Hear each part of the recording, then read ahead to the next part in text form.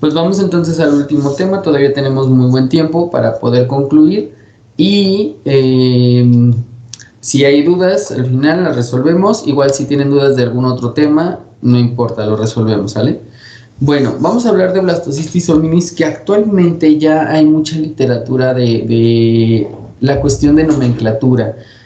Hasta hace algún tiempo, pues bueno, se nombraba de esta manera, nosotros lo seguimos nombrando así por convencionalismo, porque en México no se ha adoptado todavía al 100% esta nomenclatura, pero en mucha literatura ya pueden encontrar ustedes que se denomina como blastocistitis SP, porque bueno, hay una cuestión controversial y eso es algo creo que dentro de lo más rescatable del tema que podemos tener, porque este parásito se ha visto que no solamente puede infectar al hombre, también puede infectar a otras especies. Entonces, esta es una cuestión bien complicada porque muchos autores dicen que es un parásito comensal y muchos otros dicen que es un parásito patógeno. Entonces, existe esta, digamos, esta lucha, esta batalla todavía por definir, ¿sí?, si el parásito es capaz de causar una patología o no. Y que en este caso, lo que nos va a importar es que está asociado, ¿sí?, a cuadros diarreicos. No podemos decir que es el causante de, porque no hay pruebas, a pesar de que ya tenemos métodos moleculares, métodos inmunológicos, que ya hay avance, no se ha logrado esclarecer esto. Entonces es un parásito que todavía tiene mucho por descubrirse y tiene mucho por dar en este sentido. Y vean desde qué momento se descubrió, desde 1911, ya pasaron más de 100 años, 90 años, ¿sí? Y entonces, pues nos está hablando precisamente de esa capacidad que en algún momento se puede disminuir en la cuestión diagnóstica, ¿sí? Y entonces tenemos varias fases evolutivas, que en este caso es la fase ameboidea o el trofozoito, la fase del quiste, que sí, esto es algo importante señalar, blastocistitis sí tiene quiste, pero el quiste es prácticamente imperceptible en el coproparasitoscópico con Lugol. Normalmente lo que nosotros vamos a reportar son estas dos, la fase vacuolar y la fase granular, porque son más grandes, porque están más definidas, porque tienen ciertas características. Si bien habrá quien me pueda decir, profe, es que yo reporté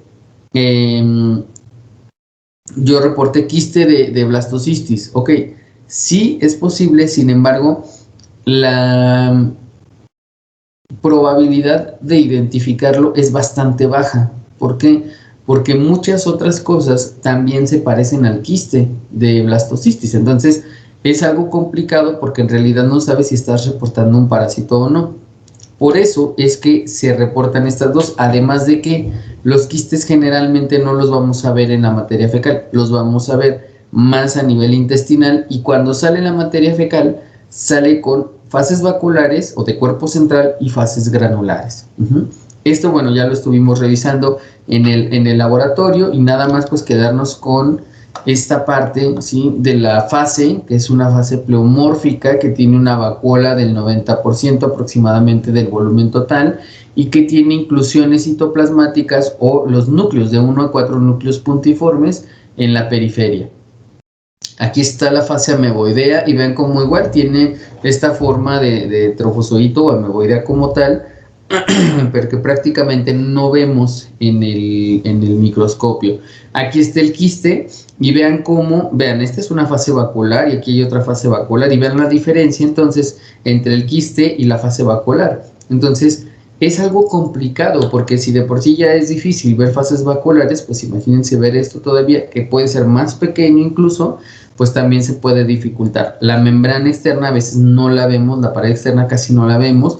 Entonces pues esto es un puntito dentro de un mundo de cosas que vemos al microscopio, y por eso es tan complicado hacer el reporte. Normalmente lo que vemos pues van a ser nuestras fases vacuolares, que son estas que tenemos aquí, y que aquí recuerden que es muy importante mover el tornillo micrométrico. Podemos utilizar diferentes tipos de tinciones y prácticamente en todas podemos observar la misma morfología que tienen. Bueno, ¿cómo se da el ciclo de vida? Es un ciclo de vida no tan sencillo, donde pueden participar algunos animales, de aquí que algunos autores piden que se elimine la especie de hominis, porque el parásito también puede afectar a los animales y por eso prefieren que se quede como Blastocystis sp.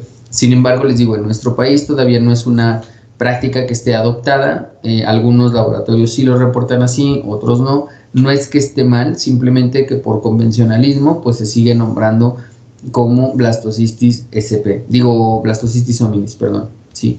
Entonces, bueno, vamos a ver cómo se da este ciclo. Vamos a tener nosotros una característica importante, es que el ciclo de vida que nos brinda la CDC, más allá del que está en el, si no mal recuerdo, esta imagen viene en el becerril, si no me equivoco, pero más allá de eso, si nos vamos a un organismo internacional que tiene reconocimiento, que se dedica a esta parte, pues bueno, la CDC nos da el ciclo de vida supuesto, no es un ciclo de vida que esté, digamos, aceptado con certeza, porque todavía hay mucho por estudiar y entonces es una suposición de cómo se cree que aparece o cómo se presenta el ciclo de vida de este parásito. Y entonces, bueno, vamos a empezar aquí con nuestro quiste de pared gruesa, que es la forma infectante, en este caso de Blastocystis hominis, y bueno, la entrada al hospedero o al huésped, ¿sí? Y ya cuando entra, pues ya vemos una forma distinta, porque esto se multiplica en la parte interna, se desarrolla y entonces tenemos fases vacuolares. Entonces viene la ruptura de la pared externa, salen las fases vacuolares, todo esto es a nivel intestinal, salen las fases vacuolares que se van a dividir por mitosis y que de hecho muchas veces logramos ver al microscopio de esta manera, ¿sí? Cómo están haciendo la división binaria y logramos observarlo. Y entonces vamos a ver nosotros esta fase vacuolar, en la cual puede tomar dos rutas, la fase multivacuolar o la fase de trofozoito. Y aquí hay algo importante a correlacionar, ¿sí? Si vamos sobre la línea de la fase multivacuolar y lo que vemos es algo como esto, pues estamos viendo un prequiste. Pero este prequiste, si ustedes lo observan, déjenme mover aquí, si ustedes lo observan, se parece a nuestra fase vacuolar. Bueno, cuando nosotros estamos hablando de los prequistes, tanto del trofozoito, tanto de la línea del trofozoito como de la línea multivacuolar, estamos hablando precisamente de las fases vacuolares en ambos casos, ¿sí? Y entonces el prequiste avanza y por esquizogonia genera granulaciones internas y es lo que llamamos el quiste de pared delgada, que ya no tiene que salir del intestino para generar nuevas fases vacuolares y que llamamos fase granular, ¿sí? Esto es lo que vemos como la fase granular. Por eso es que a veces vemos algunas inclusiones a nivel vacuolar. Vamos a revisarlo. La fase vacuolar que viene de acá, de la ruptura del quiste, sea el quiste de pared delgada o el quiste de pared gruesa, esa fase vacuolar cuando llega en forma trofozoitos, pues recuerden que los trofozoitos necesitan una maquinaria mucho más importante porque se tienen que desplazar y entonces todas esas proteínas necesarias para el desplazamiento del trofozoito van a estar ahí y cuando esto se empieza a enquistar, o sea, empezamos a formar el prequiste, pues entonces es cuando vemos estas inclusiones citoplasmáticas o intravacuolares y que decimos, es que no parece una fase vacuolar porque no veo la vacuola limpia. No, porque en realidad lo que estás viendo es una fase vacuolar que viene de un trofozoito como tal, ¿sí? Y como es el que tiene más maquinaria, pues también es el que puede generar fases más resistentes. Entonces, genera los quistes de pared gruesa. Entonces, todos los quistes de pared gruesa en algún momento fueron trofozoitos. Y entonces, en este sentido, bueno, se genera el quiste de pared gruesa, sale del hospedero y genera nuevas reinfecciones al mismo hospedero o a nuevos hospederos. Eso tiene que ver con las condiciones medioambientales, las condiciones higiénicas, las condiciones sanitarias, ¿sale? Entonces son dos quistes dentro de dos ciclos dentro de uno mismo, los que van hacia la parte multivacuolar, hacia la línea multivacuolar, y que generan sobre esa línea las fases granulares, y los que van sobre la línea de los trofozoitos, que van a generar nuestros quistes de pared gruesa. ¿Ok? Bien, ¿alguna duda de esto, chicos?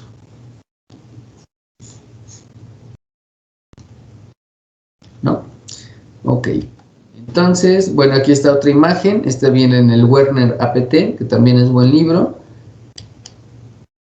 Y bueno, ¿cuáles son los mecanismos patogénicos que utiliza este parásito? Bueno, ya lo decíamos, normalmente lo vamos a localizar a nivel intestinal y sobre todo lo vamos a localizar a nivel del colon. Por eso es que podemos, cuando tienen un paciente con un blastocistis, seguro van a tener muchos más blastocistis en esa muestra, ¿sí? Porque tiene esta capacidad de multiplicarse muy rápido por división binaria y aparte de que está en el ilion y en el colon, pues ya es una zona terminal, pero ahí es donde sobrevive de manera ideal. Ajá. Va a generar cisteína proteasas capaces de generar ciertas rupturas. Esto todo es una proposición, ¿sí? No es nada que esté demostrado al 100%, son estudios que se han hecho in vitro o en modelos animales, pero es algo que se ha recuperado de todas estas investigaciones. El parásito puede producir una IgA, es decir, puede romper anticuerpos y puede generar mecanismos de reacomodo del citoesqueleto. Esto es obvio porque si está generando trofozoitos, pues obviamente que va a tener esta capacidad de reacomodar estos filamentos del citoesqueleto. Puede generar apoptosis dentro de las células porque va a generar cambios en la permeabilidad, como si fueran poros, pues genera cambios en este sentido y puede llegar a modular, y esto es algo bien interesante que ahorita todavía está como en desarrollo, pero que se ha visto en algunos casos que puede modular la respuesta inmunológica por parte de si se generan o no citocinas o cuáles citocinas se generan que favorezcan el establecimiento del parásito.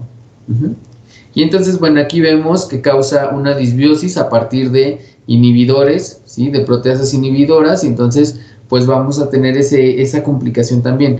Hay algunos autores que incluso mencionan a blastocistis como biota comensal, como biota normal, pero no es algo que esté totalmente apoyado. Esa es una gran controversia, ¿sí?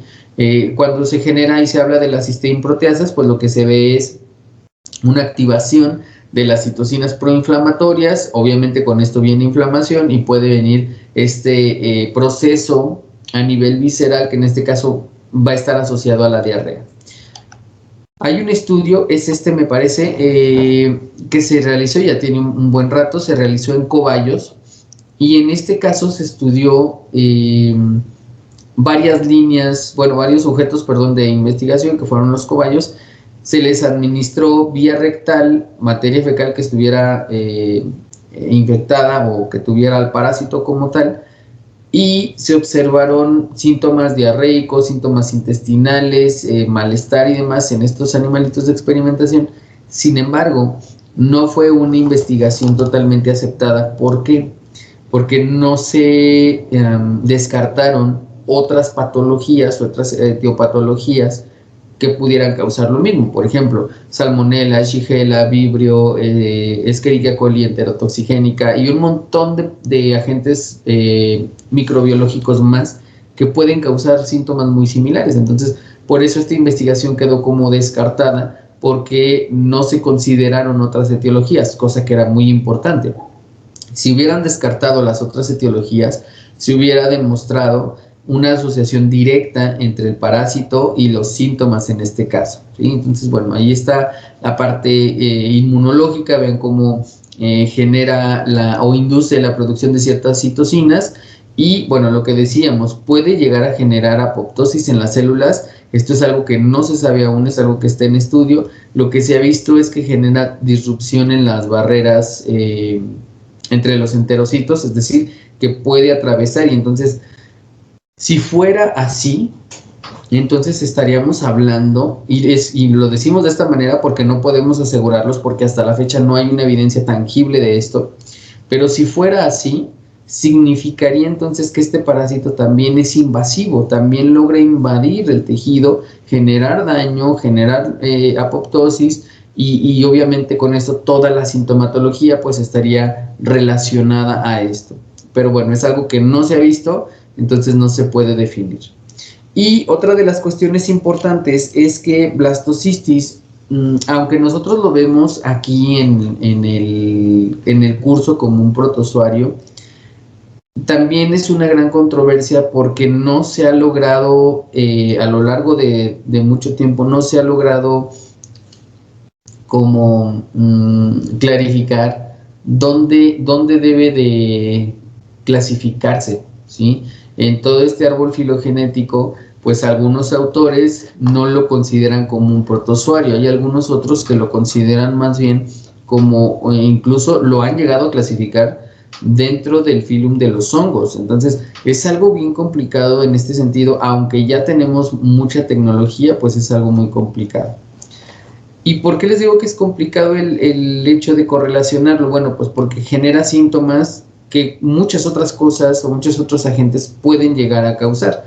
En este caso, diarrea, dolor abdominal, cólico. ¿Qué me da diarrea? Pues entamoeba histolítica, Giardia lamblia, algunas bacterias, algunos virus, ¿sí? Y entonces esa es la dificultad de esto. Distensión abdominal, náuseas, meteorismo, anorexia, fatiga. Pero es importante y se ha visto que estos cuadros diarreicos agudos se incrementan en los pacientes inmunosuprimidos. Entonces esto es muy importante. No es una,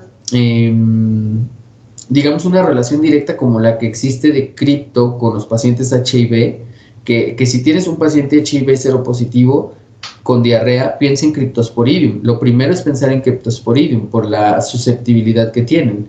Pero sí se ha visto que hay una relación importante entre los cuadros diarreicos en pacientes inmunosuprimidos como tal. ¿Qué más se ha visto como hallazgos? Pues se han visto eosinofilia a nivel intestinal, rash cutáneo, prurito, ¿sí? Colon irritable, pero pues sí, pero hay muchas otras cosas que pueden llegar a causar esto y no hay una asociación directa. Se pueden utilizar para el diagnóstico métodos coproparasitoscópicos, que es como lo que tenemos ahora como, pues no digamos ideal, pero pues nos ayuda, es algo sencillo, rápido, barato y que nos da una certeza importante. Yo les decía, el parásito tiende a multiplicarse de manera muy fácil en materia fecal y pues así es como ocurre. Tinciones como el Lugol, la hematoxilina férrica, la tricrómica, que ya vieron en el taller de evaluación y en las imágenes que les pusimos en los videos, pues nos ayudan mucho a demostrar la presencia del parásito, ¿sí? Métodos moleculares se pueden hacer, sí, no recuerdo exactamente el gen que se estudia, pero hay una controversia aquí porque existe variabilidad también en esa cuestión genética, ¿sí? En la expresión de ciertos genes, y por eso no son métodos tan recomendables como tal. Entonces, este es un parásito que todavía tiene mucho por estudiarse como tal, por definir cuál es la característica y el papel que está jugando en el organismo. ¿Y qué es lo que esperamos ver? Bueno, nuestras fases granulares y nuestras fases vaculares.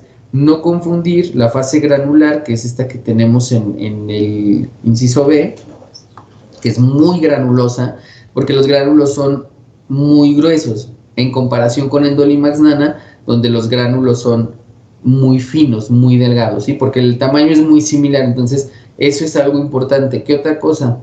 Que son pleomórficos, que de repente no los vamos a ver completamente redondos, sino que los vamos a ver con formas muy características en particular. ¿Se pueden hacer cultivos axénicos también de esto? Sí, también se pueden hacer cultivos axénicos, pero bueno, trabajar a cultivos axénicos implica una dedicación prácticamente 24/7 para que los parásitos, y no solo me refiero a blastocystis, sino a los otros, logren el desarrollo que esperamos. Entonces, esto se utiliza más hacia la parte de la investigación para tener cultivos puros de este parásito. Y bueno, ya les decía, es un parásito cosmopolita que afecta o que está presente en el 50% de la población o más, porque aquí hablamos de los casos relacionados a, ¿sí? Pero el día que ustedes trabajen en un laboratorio y hagan coproparasitoscópicos, se van a dar cuenta que más del 50% de su población tiene blastocystis, ¿sí? Entonces es importante, claro, a mí en alguno de los laboratorios donde estuve trabajando con anterioridad, me tocó hacer análisis a personal de salud, ¿sí? Y entonces había un factor en común, en todas estas personas había un factor en común y era un puesto de comida afuera de este lugar donde ellos normalmente estaban y donde gran parte de la población comía, ¿sí? Vendían tacos y tortas y todo esto. Entonces el factor de riesgo y a lo que yo logré asociar era ese lugar, que a lo mejor no tenían una higiene adecuada y que por lo tanto estaban diseminando en esta población, estaban diseminando en este caso el parásito. ¿Qué se hizo ahí? Bueno, la recomendación al médico correspondiente para dar tratamiento comunitario a todas estas personas y a las que convivían con ellos, porque es algo que se puede extender como si fuera COVID, por ejemplo, y que de hecho, pues, al ser cosmopolita quiere decir que está en todas las partes del mundo y que cualquier persona lo puede tener y ser portador y no darse cuenta. Pero ¿cuál era la relevancia? Que si yo era un trabajador de la salud y tengo contacto con un paciente que se está recuperando de alguna enfermedad o que esté inmunosuprimido y yo le llevo el parásito, pues entonces lo puedo afectar de manera importante. Y bueno, aquí está lo de los subtipos que les mencionaba, que se pueden desarrollar en condiciones hasta de 40 grados. Aquí en San Luis ayer estuvimos a 30 grados, entonces fácilmente son condiciones que nosotros tenemos todos los días y que pueden favorecer el desarrollo de este parásito. Factores de riesgo para la parasitosis, bueno, pues el inmunocompromiso, obviamente la higiene deficiente, las migraciones, y con migraciones no nos referimos obviamente al cambio de un lugar a otro, sino incluso hasta un viaje, salir de paseo, qué sé yo, ese tipo de movimientos son lo que consideramos migraciones. Exposición de animales a los animales que sean portadores, bueno, los animales de granja sobre todo se ha visto que están más relacionados, pero roedores, por ejemplo, algunas líneas de simios también están relacionadas porque se ha encontrado el parásito en ellos. Entonces es una enfermedad zoonótica entre nosotros y varias especies de animales. Y bueno, ¿qué se da como tratamiento? Pues se pueden dar los nitroimidazoles, la nitazoxamida o el trimethoprim con sulfametoxazol. Si bien aquí también es una parte controversial, ¿por qué? Porque al final de cuentas, si algunos autores dicen, bueno, es que no es patógeno, pues no brindas tratamiento. Pero, ¿por qué se da el tratamiento? Bueno, pues porque se asocia a cuadros diarreicos. Entonces, pues obviamente que si hay diarrea, pues hay algo que está generando algún daño a nivel del paciente. Entonces, hay que tratarlo, hay que darle algo para que se recupere y que en todo sentido, pues este medicamento impacte, digamos, en las paredes del parásito, en las paredes celulares, en las reservas energéticas, y que con esto se logre, digamos, mejorar la salud del paciente, ¿sale? Entonces, bueno, a manera de conclusión del tema, pues este parásito sigue siendo controversial, todavía hasta nuestros días. No se ha determinado si es patógeno o no, si genera invasión a nivel intestinal o no, si genera mecanismos de evasión inmunitaria o de inmunomodulación, por ejemplo, ¿sí? Pero sí está asociado a procesos diarreicos de manera importante y sobre todo en pacientes inmunosuprimidos, pacientes con HIV son los más susceptibles de esto y sobre todo por la frecuencia y la prevalencia que tiene el parásito a nivel mundial. Y siempre, esto sí es muy importante, a pesar de que es una controversia si es patógeno o no, siempre hay que indicarlo en el reporte, chicos, siempre, ¿sí? Se observaron fases vaculares o se observaron fases granulares de blastocistitis hominis o blastocistitis SP. Como ahorita todavía no es una regla que ya esté establecida, cualquiera de las dos maneras de nombrarlo, pues es algo correcto, y bueno, es algo que se va a ir modificando seguramente con el paso del tiempo.